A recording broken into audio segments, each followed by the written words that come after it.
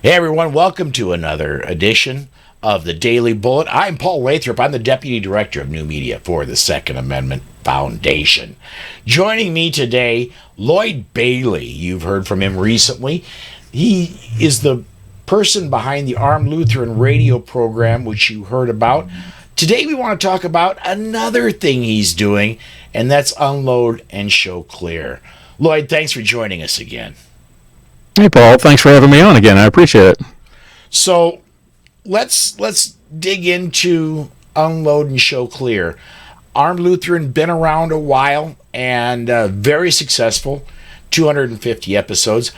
Unload and Show Clear is a much newer podcast. What caused you to want to bring that around, and what's Unload and Show Clear about? Unload and Show Clear is a podcast about the International Defensive Pistol Association, which is it's a competitive shooting sport originally based on concealed carry. It was started in the 1990s. Its matches are held around the country and around the world every weekend, in every state in the U.S. and I've been involved in the sport for 10, 11 years now, and have met some really awesome people. And I've been thinking about, because I'd mentioned when we talked previously about the segment that I have on Armed Lutheran Radio, Sergeant Bill Sylvia does a segment on the show called the Ballistic Minute, and he talks about competitive shooting, and mainly he talks about IDPA, and that's how Bill and I met. And I'd been kicking around the idea of doing a show about IDPA for a while and trying to figure out, well, what would that sound like? What would it look like? And I finally, in the fall of 2018, came up with the idea of doing an interview show and introducing the people who are involved in the sport of IDPA, mainly because, as you well know and your listeners know, the media portrays gun people in not necessarily the most glowing light, shall we say. We're portrayed a certain way, and it's usually negative, and it's always wrong. And so the people that I've met in IDPA come from all walks of life. They are, men, women, married, single, straight, gay, rich, poor, all different socioeconomic situations, all different different jobs and different experiences, and they're not, for the most part, the vast majority of these people are not professional athletes, and they are volunteering their time and spending their own money to attend these matches, sometimes every week. And I wanted to introduce these people and talk about their experiences, and talk about, in a very non-political way, how did you get involved in guns? How did you find out about this sport? What are your experiences like? And why did you get involved in it? And that sort of thing. And sort of introduce the people of gun culture in a way that I don't think a lot of other media outlets do. And we don't get into the politics of guns. I save that for Armed Lutheran Radio. We just talk, about our experiences, how we were introduced to guns. It's interesting how many people are, they learn very young. They're taught by parents or grandparents. They have very fond memories of growing up hunting or being taken out and shooting at glass bottles on the hillside, or they had an experience where they thought about, had to think about their own personal safety, and they decided to go out and buy a gun one day. Or they turned 21 and they realized, hey, I'm 21 and I can buy a gun now, so I guess I will. People come at the gun culture from all different angles, and I wanted to be able to introduce that and give these people, a little bit of spotlight, which they don't normally get. Sure. Now, one thing I will say about the great equalizer of anybody that it gets into shooting sports. And that is, no matter if you are rich or poor, your spare cash is gone. Because it will eat up every last bit of it. Yep, that is for sure. Especially now with ammo costing what it is. I mean, you're throwing dollar bills downrange nowadays. Absolutely. Yeah, totally off topic, but Susan and I took training this past October and November. And we had to come up, we were getting a little bit low on our supply of 9mm, which she shoots. I shoot 40 caliber myself. And so we went out and successfully found 9mm, and the most cost-effective 9mm we could find was hollow point defensive ammo. Yeah, And that's crazy. she shot 600 rounds of defensive ammo for this class. So that's just the times we live in these days. Yep. I don't see that changing anytime soon either. Unfortunately, no, I don't think so. So back to Unload and Show Clear. You've got this is if I'm remembering right, this is an every other week release. It is now. When I first, interestingly enough, when I first came up with the idea for the show, I sent out some feelers to people that I knew, and I was like, hey, would you like to come on the show, do this interview thing I'm starting up? And I really didn't think anybody would be interested in doing it. Because, first of all, these are not people who are like you and me, who are in the spotlight, in the media. They're not used to doing interviews, and having somebody sit down and say, hey, you're going to be on a podcast that thousands of people are going to listen to potentially, that's not something that most of these people are comfortable with. So I thought, well, I don't know how many of these people are going to sign up. They all signed up. All of them. Mm-hmm. I had a 6-month backlog of people signed up to do it. And I thought, and they were all asking, when's this going to come out? And I couldn't bring myself to say, next year sometime. So I decided I was going to do this twice a week. It was going to be Thursdays and Sundays. So for the first year, it was twice a week. Mm-hmm. And so we burned through a ton of episodes. I talked to I did talk to some big names, and there were people who were used to that kind of spotlight. I talked to Julie Golub, had an awesome conversation with her. Talked to multiple-time national and world champion Bob Vogel. Talked to Mike Seeklander. But for the most part, these are just everyday people who, they work for, Parks and Recreation at the city of Dallas, or they clean people's teeth in upstate New York, or like the guy I talked to whose show recently aired, who oversees the Space Force range at Cape Canaveral, and is, oversees every rocket launch on the eastern seaboard, and everything in between. You'd be amazed at all the different people who are involved in this sport, and just really amazing, awesome people. The kind of people that you've probably heard this from Ken Blanchard. Ken will say, anyone who will give you a gun is family. Mm-hmm. Anyone who wants to take a gun away from you is your enemy, right? Right. Well, you will meet family at an IDPA match. The first match that I ever went to in Texas, the first local IDPA match I went to in Texas, I took my son, and we got through, I think, the first stage. And on the second stage, my gun broke. The firing pin spring just gave up the ghost. And I was like, okay, well, I'm done for the day. I'm just going to watch my son. So I put my gun away. A man named Alan Honeyman, who had never met me in his life, just met me that day, came over and looked at the gun, played with it a minute, and said, hang on a second. He went to his truck and brought me back a tricked out Glock 34, a holster, mag carriers, 6 magazines, and said, finish the match. Wow. He had never seen me in his life. Now, where else will you do that? Where else will you find that? IDPA, you will find that. And you will find, and I've heard stories of that happening not just at local matches, but at sanctioned regional and national matches.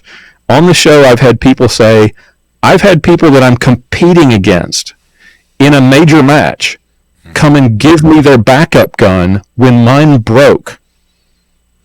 Where else are you going to find that? That's just amazing. It's the people who are involved in this sport. They're not only do they want to do well, but they want to see you do well. They want everyone to have fun and have a good time. Yes, they want to come home with the trophy. They want to finish first place. They want to get that little cheap plaque that everybody's excited to take home. Sure. Right? But they want everyone to walk away from that match having had a good time, because they're looking forward to seeing you and those people again next time. And it's just it's like a big family reunion. You know, you make all these friends, you meet all these awesome people, and then you don't see them again for a few months until the next match. But when you do, it's amazing. It's like your family. Hey, how are you? You know, by the end of a match, that person that you've never met, you know their dogs' names, you know their kids' ages and names, you know how long they've been married, what they do for a living, and then you can't wait to see them again next time there's a major match. I had a guy from Iowa in one of the early episodes who talked about how once you have IDPA friends, you realize how uncool your old friends really are. Yeah. Because you make such wonderful friends that you can't wait to get back and be around them again. One of the things, and I think specifically because of the competition part of it, the next time I compete in a handgun competition will be my first. I've never done it. I may do it in the future. I'm not ruling it out, but I am hyper competitive myself. And my youth was spent doing a lot of car racing, and I am so competitive that there were times that I'm sure this carries over to IDPA. If somebody needed a tire, I'd make sure they get a tire, because I don't want you beat because your tire went flat. I want to beat you because I'm better than you. And I'm sure some of that plays over into IDPA as well. Sure. It's interesting how many people have expressed similar sentiments to that, who they grew up in, like the Kimiko Donahue out in Arizona, who talked about how she grew up racing motorcycles, and she has that really competitive streak in her, and that has carried over to IDPA. A lot of people who grew up playing competitive football or baseball or basketball, and that competitive streak is now, I can't play that sport anymore, but I can shoot guns and I can be competitive in this.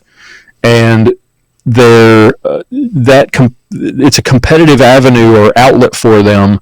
But at the same time, instead of, that competitive outlet doesn't have you, wanting to knock your opponent's heads off.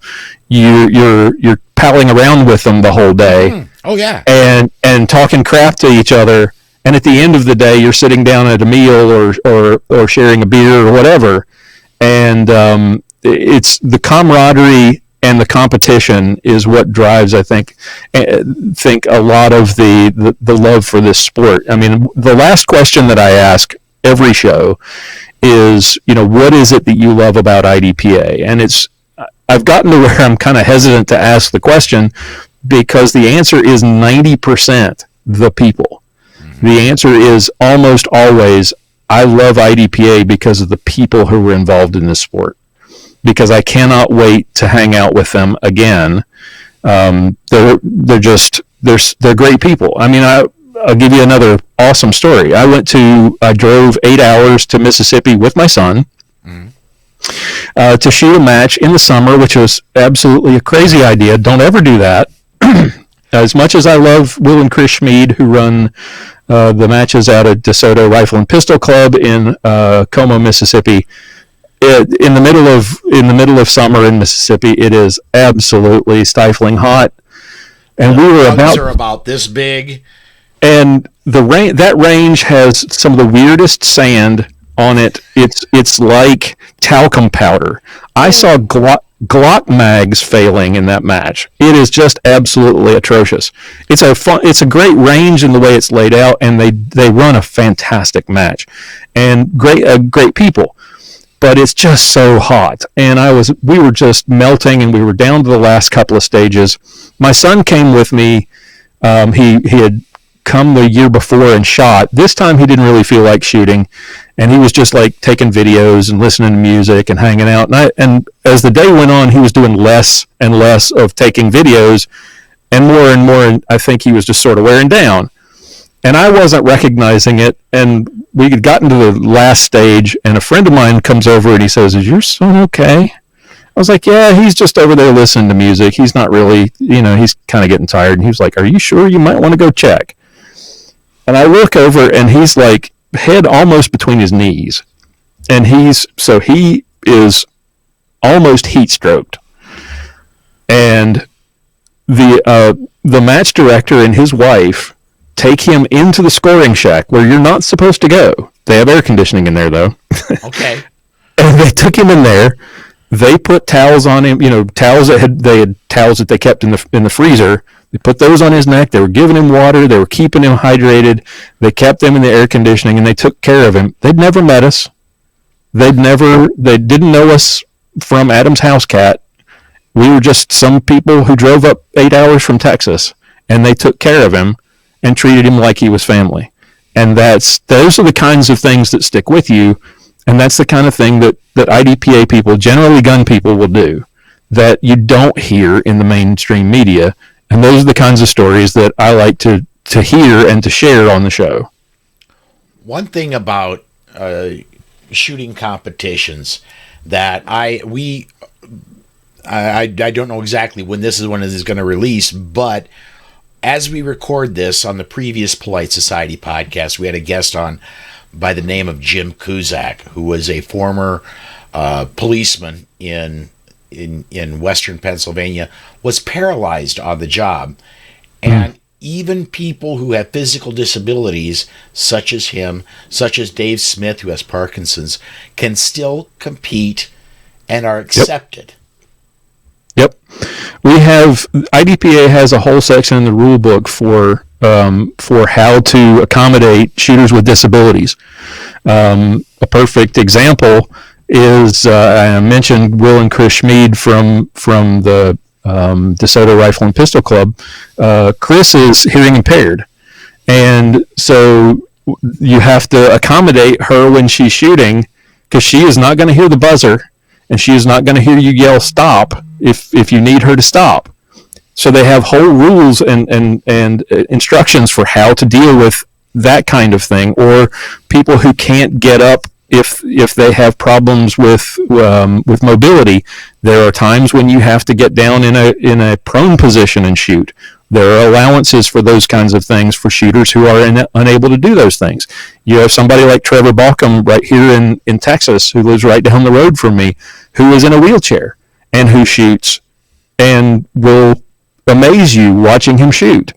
There are ways that people who are who have those sorts of disabilities who can continue to compete, and they're not treated any differently and shouldn't be. Mm-hmm. But they're just they're part of the gang, and it's fantastic. And again, another personal story. I went down to Eastern North Carolina back when I lived in North Carolina, a little range down in Eastern North Carolina.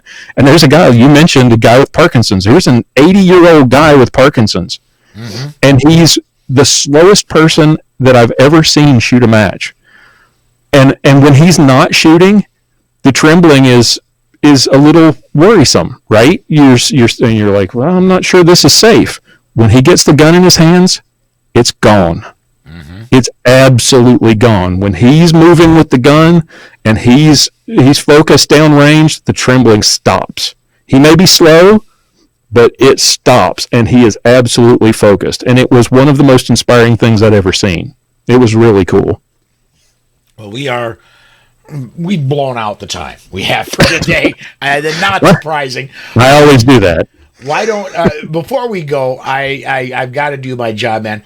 If somebody's interested in Unload and Show Clear, how can they find it? Look for unloadpodcast.com. That's the website. You can find us on Facebook. You can find us in social media. Look for Unload and Show Clear on Facebook. We got a pretty big community there. Lots of different IDPA groups on Facebook, and lots of those members congregate at Unload and Show Clear. So come and find us. We'd love to see you. Very cool. Well, thank you for joining us again, Lloyd. Hey, Paul, thanks for having me again. I really appreciate it. Folks, if you would, please subscribe to the channel. And when you do, please hit the notification bell. So when we release a new video, you'll get the notification that it's there. Everybody, thank you for watching, and we'll see you next time.